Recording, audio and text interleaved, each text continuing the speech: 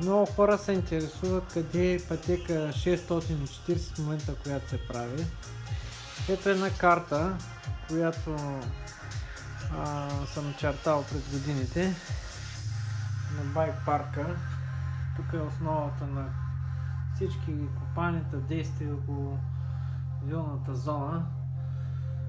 Тази година в момента ще се използват 3 артерии, тук пътеки в областта на кулата, аквариума, така познати аквариум.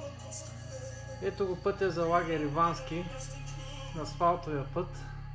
Оттам ще се идва, прави леко разяснение, широката поляна дрифтаджийската, пак широкия път. И тук в момента с сините кръчета съм показал линията от пътища, които са около кулата, казано, и аквариума. Аквариума е един участък, който се ползваше в XCO-то. Пътека шарената, защото шарен е терена, по принцип така е да се носи името. Захода е по един от маратоните, който се провеждаше на кулата по-рано.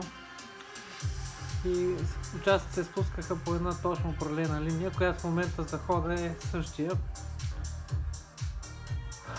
Пътеката в момента това предстои да го чистя или поне да го изрина. Тук там има паднали дървета. Пътеката е доста изправена, доста интересна, дълга изправително като заплатото. Пропадането не е кой знае тя колко, но има специфични участъци. Прави връзка тук с основната част на парка, което е усеяно с много пътеки, както се вижда. И всичкото е правено изкуствено, с изключение на един единствен път електрическите стълбове, който е основа на цялото творение като база. В момента съм посочил тук някои неща. Тези сини кръгчета, сега в момента тук има един специфичен завой. И тук малко храсти има рязко свиване. Тук един трансформатор на вилния път е критерий. Точно там се излиза около него. Има тук линии. В момента съм избрал тази, която трябва да изчистя. Вилния път с панорамна гледка към града.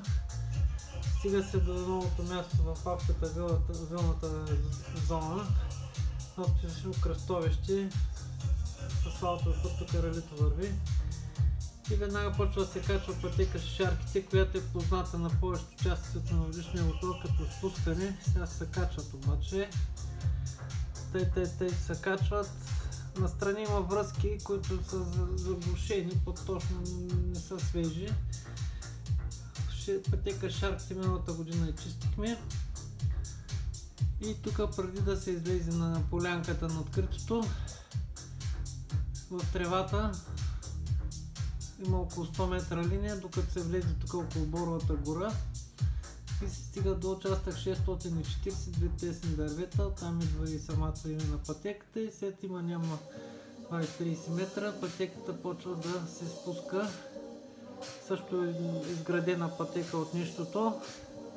Тук има други връзки, които не съм ги чертал, но въпреки и чистата линия се личи, тази, която ще е пипната.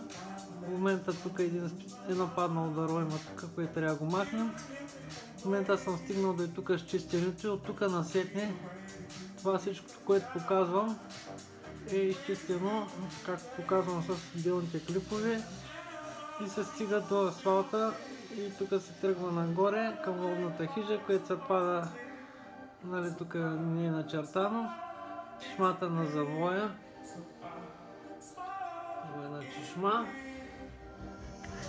И общо взето това е, значи, пътека на спускане, пътека на качване и още една пътека на спускане, затворен кръг. Тук ще има евентуално замерване, разчитане, контрол.